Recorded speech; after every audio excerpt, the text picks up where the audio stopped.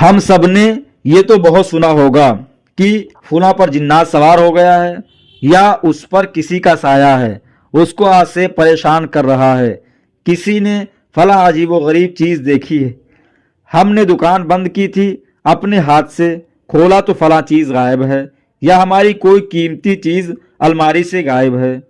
اس طرح کی باتیں ضرور سنی ہوں گی۔ کیا آپ نے یہ سنا ہے کہ کسی انسان کو جن اٹھا لے گیا، کسی بچے کو؟ ان سب باتوں کو سن کر آپ کے ذہن میں یہ سوال ضرور آ رہا ہوگا کہ کیا جنات کسی انسان کو اٹھا بھی سکتے ہیں؟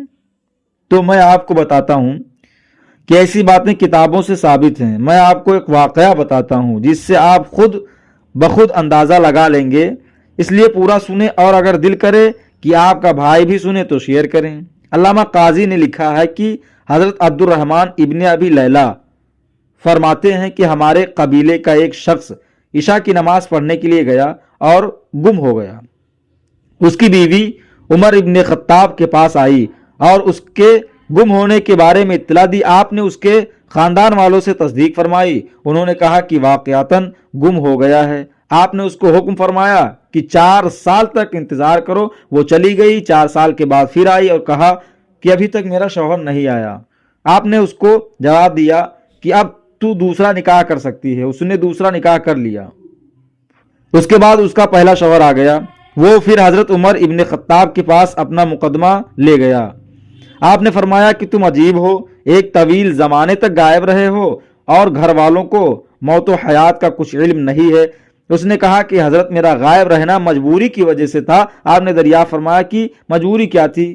اس نے کہا کہ میں عشاء کی نماز پڑھنے کے لیے گیا تھا اور مجھ کو جنات اٹھا کر لے گئے۔ ایک زمانے تک میں ان کے پاس رہا، پھر ان میں اور مومن جنات میں جنگ ہوئی اور مومن جنات ان پر غالب آ گئے اور ان میں سے کچھ جنات قید کر لیے گئے۔ قید ہونے والوں میں سے میں بھی تھا۔ انہوں نے مجھ سے پوچھا کہ تیرا دین کیا ہے؟ میں نے کہا کہ مسلمان ہے، یعنی کہ میں مسلمان ہوں۔ انہوں نے سن کر کہا کہ تیرا قید کرنا ہمارے لیے جائز نہیں، تو آزاد ہے، تیری مرضی ہے، چاہے تو یہیں رہے اور چاہے چلا جائے۔ میں نے کہا کہ میں تو جانا چاہتا ہوں۔ پس وہ مجھ کو لے کر چل دیے۔ رات کو انسانی شکل میں مجھ سے باتیں کرتے چلتے تھے اور دن میں بگلا بن جاتے تھے، اور ان میں کا کوئی بھی کسی بھی صورت اختیار کر سکتا تھا۔ میں ان کے پیچھے پیچھے رہا کرتا تھا۔ آپ نے اس سے دریافت کیا کہ تو کیا کھایا کرتا تھا؟ اس نے جواب دیا کہ میں جس ہڈی پر خدا کا نام لیا جاتا ہے وہ مومن جنات کا کھانا ہے، اور جس پر خدا کا نام نہیں لیا جاتا وہ کافر جنات کا کھانا ہے۔ یہ اس وقت کی حالت ہے جب وہ کافر جنات کے قبضے میں تھا۔ آپ نے اس سے معلوم کیا کہ اور کیا پیا کرتا تھا؟ اس نے جواب دیا کہ غیر مسکر، یعنی وہ شراب جس میں نشہ نہیں ہے۔